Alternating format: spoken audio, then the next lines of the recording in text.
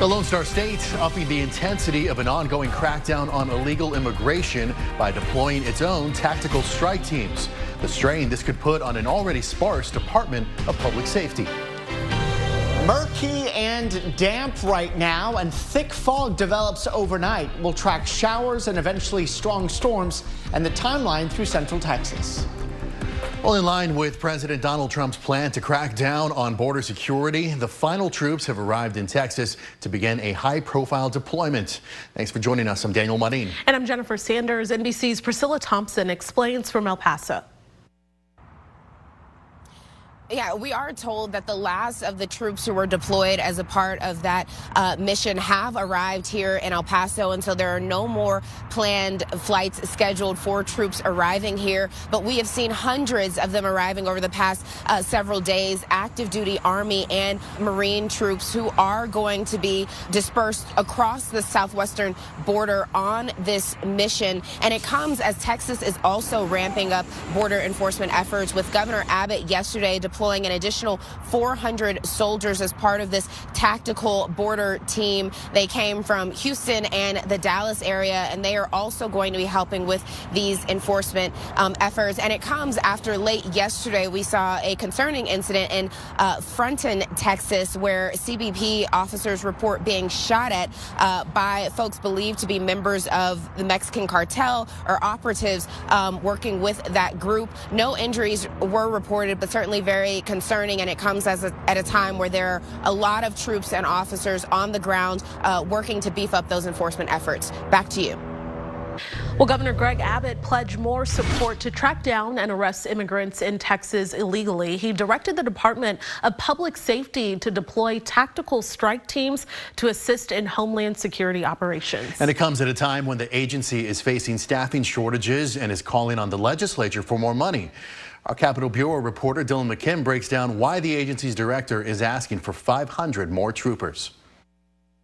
Colonel Martin. In this hearing room below the Capitol building, You can come on up. DPS Director Freeman Martin spoke about the state of his agency, where just outside the Capitol, his troopers are facing various threats and being called on to do more. We had 5 deployments this weekend that we weren't expecting. State troopers have played a big role in Operation Lone Star, tasked with catching criminals who get past Border Patrol. Colonel Martin says most troopers are volunteering to deploy, likely for the overtime pay. But deployments to the border and increased responsibilities are leaving fewer troopers to do other duties, like patrol state highways. So that's how you can go back and forth from Austin to Houston, Texas for months and never see a trooper. The agency is asking for 500 more troopers to fill those gaps. And the Texas State Troopers Association is calling on the legislature to approve that funding. Why are we still appropriating state dollars for border security? The current budget proposal in the Senate calls for $6.5 billion for border security. DPS spends about $2.5 million every week for travel and overtime payments related to Operation Lone Star. But even with the new administration in power, Colonel Martin believes his agents will be assisting federal agencies even more into the future. If we were to pull out and just say, let the feds do it totally, we would lose a lot of ground and put Texas in jeopardy. Would that be a fair statement? Yes, sir, absolutely. In Austin, I'm Dylan McKim. A DPS spokesperson told senators the agency identified nearly 5,400 people in the country illegally who have active warrants from local jurisdictions in Texas. DPS strike teams will work with federal partners to locate and arrest those individuals. Going in depth, the number of undocumented immigrants in the U.S. was around 11 million. That was in 2022. That's all according to the most recent data from a 2024 Pew Research report. The 5 states with the largest undocumented immigrant populations that year were California with nearly 2 million, Texas with 1.6 million, and Florida with a little over 1 million. New York saw about 650,000, and New Jersey saw a little more than 400,000. First warning weather with Chief Meteorologist Nick Bannon. Our cloudy and drizzly weather, like we've had much of the day, continues into the evening. And on top of the drizzle, we also have some spotty light rain showers, although it's hard to tell the difference between the two. But you can see the rain on radar. The drizzle usually falls underneath where the radar beam can scan, but it's damp either way. And we also have some areas of thick fog already. Visibility at the airport is less than a mile. It's 3 miles in Austin, half a mile in Los Lago Vista, and we expect the visibility will continue to drop overnight into tomorrow morning. So watch out tonight, especially if you're traveling late or tomorrow morning, early in the morning through 10. We've got dense fog advisories for the majority of the area where we could get visibility to drop less than a quarter of a mile. This is how it looks from our Lorenz 360 cam from Westlake Hills, where you can barely see a thing with the low cloudiness in place that will only get cloudier here tonight. Middle and low 50s across the area. The temperatures will not budge much over the coming hours, with areas of drizzle and a few spotty showers around, and we'll eventually start your day tomorrow with the numbers in the mid 50s. Coming up in First Warning Weather, we'll track the fog and drizzle, the showers eventually giving way to strong storms, and yet replacing that with sunshine and warmth. All right, Nick, thank you. Austin water crews are working at Longhorn Dam after a problem with one of its gates caused a drop in Lady Bird Lake levels. Now, Austin Water says during scheduled work today, one of Longhorn Dam's 9 gates stopped working and stayed open. The issue caused Lady Bird Lake to drop by 2 feet, and it's continuing to drop. The cause of the gate's failure is under investigation, and crews are working to fix it. Austin Water says this won't impact water or wastewater services for customers, but the lake's level will be low until that problem is fixed. A staff member with Lampasas ISD has resigned following an investigation into allegations of inappropriate conduct with a student. Now, it's not known at this time who the staff member was or whether he was a teacher at the district. Lampasas Sheriff's Office officials are conducting a further investigation into these allegations. Travis County leaders want to help people clear old arrests from their records, and today they announced new details on an upcoming event aimed at helping them do just that. At the 7th annual Travis County Expunction Expo next month, volunteer attorneys will provide free legal services. The goal of the expo is to help people get a second chance through job opportunities or just heading back to school. Local leaders have a goal of expunging the records of at least 100 people in the Transformative Youth Justice Program, where they will provide them with resources to help them get back on their feet. As Travis County Attorney Delia Garza said, the government has a responsibility to help people in addition to hold them accountable. Government leaders, we also have to show that when someone's charges are dismissed, when someone is acquitted, if the case is never filed for a variety of reasons, we have to help put people on a path to just bettering their lives, to give them opportunity. And that really is what government is supposed to do. They're supposed to work with community, and they're supposed to help people. The expo is scheduled for Saturday, February 22nd. Well, Travis County commissioners will consider adding another shift to its program, providing legal representation for those appearing in court for the first time. Last year, Travis County kicked off rounds of test magistration for the Counsel at First Appearance program. Now, this program pairs defendants with an attorney at pretrial hearings, which can prove crucial to how the rest of a case could go. Now, Travis County Judge Andy Brown says commissioners will consider adding a second shift to the program, allowing them to cover an entire day should defendants need help.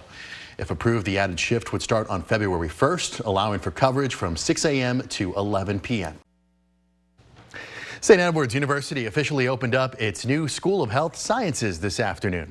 Fleck Hall features new lab facilities as well as a newly designed simulation learning and resource center that allows students to get hands-on simulated experiences needed for success in the field of healthcare. St. Edward's School of Health Sciences features 2 academic departments, nursing and occupational therapy. Oh.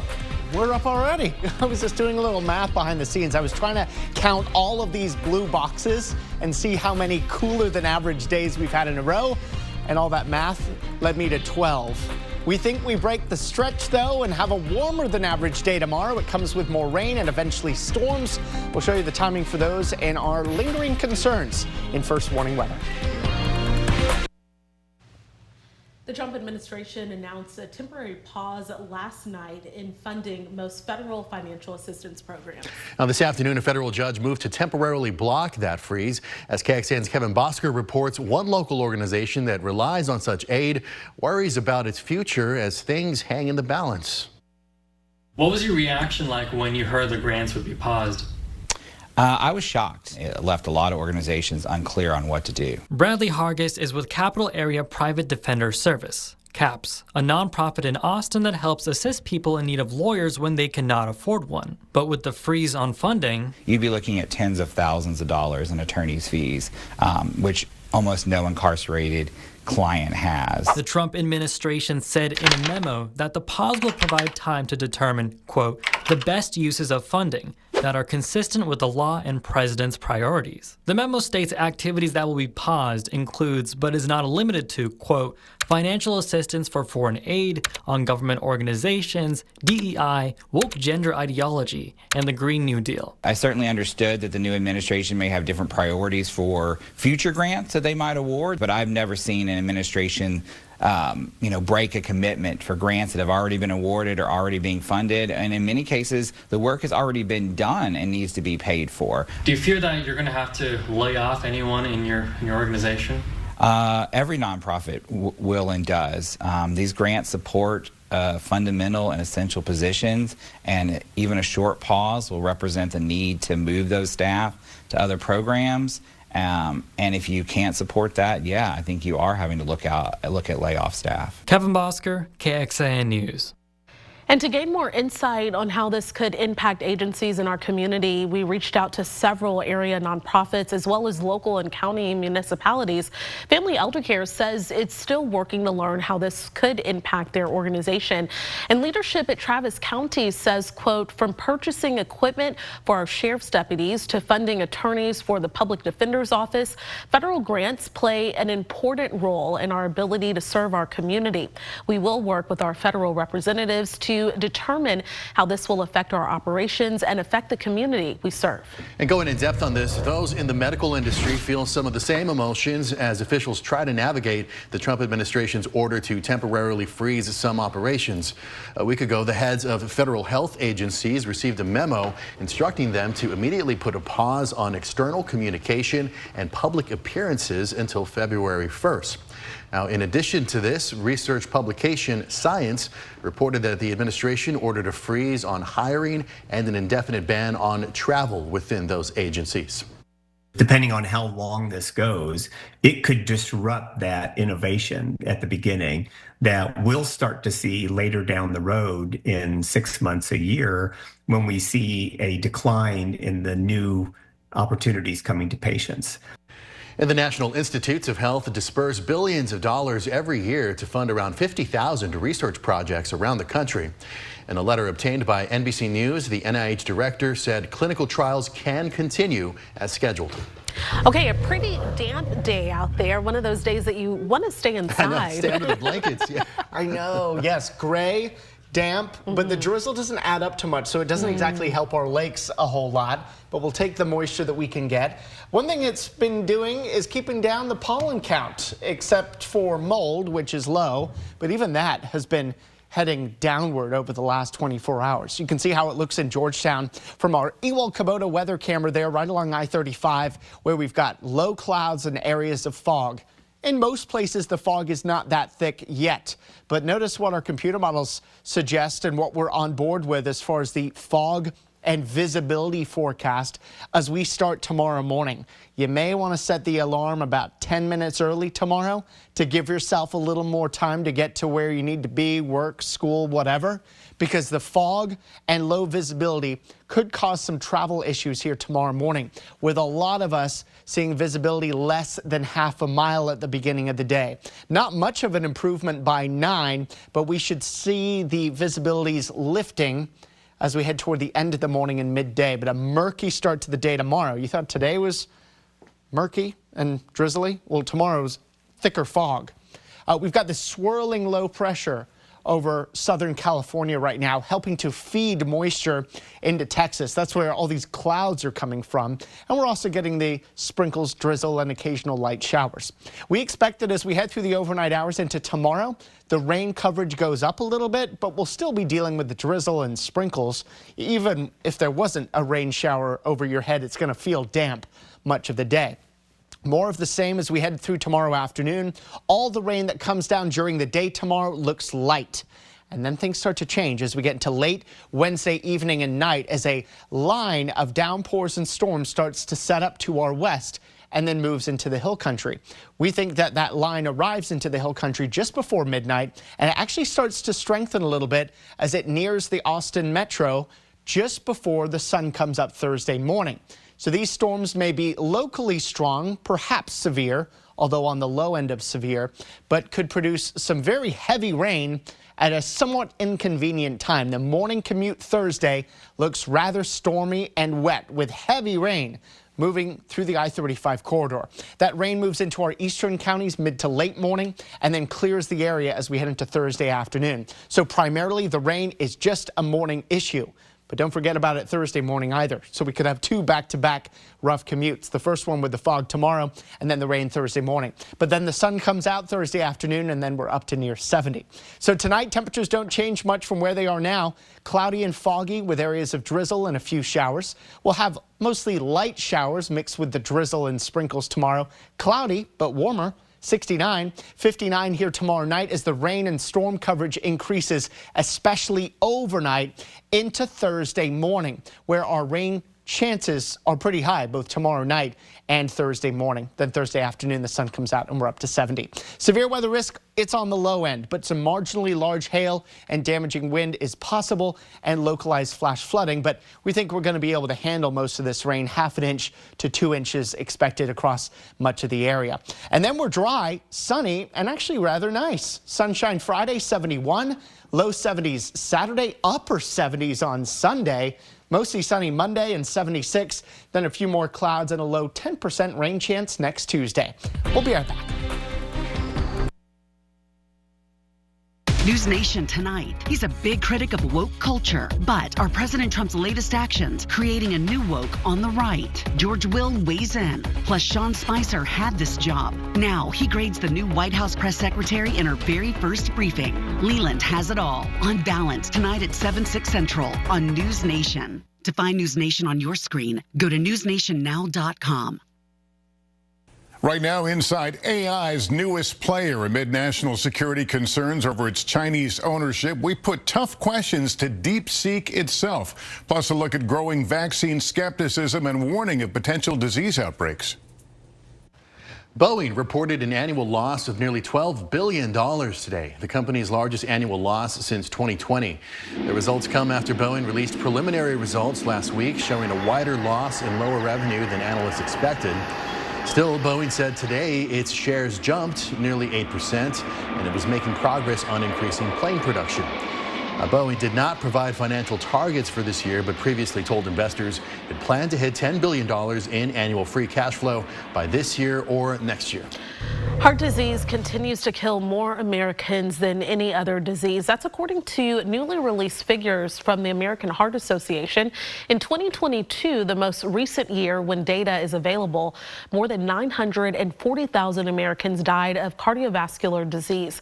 That is about 10,000 more than the previous year, and data shows more Americans died of heart disease than all forms of cancer combined. According to the report, one person dies of cardiovascular disease every 34 seconds.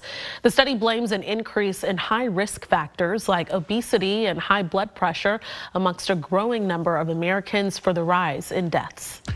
Well, coming up tonight on KXAN at 7 o'clock, it's St. Dennis Medical, followed by Night Court at 7:30. And then at 8 o'clock, it's Deal or No Deal Island, and then The Irrational at 9, before we're back with KXAN News at 10. And of course, you can join us an hour earlier for KXAN News at 9 o'clock on CW Austin.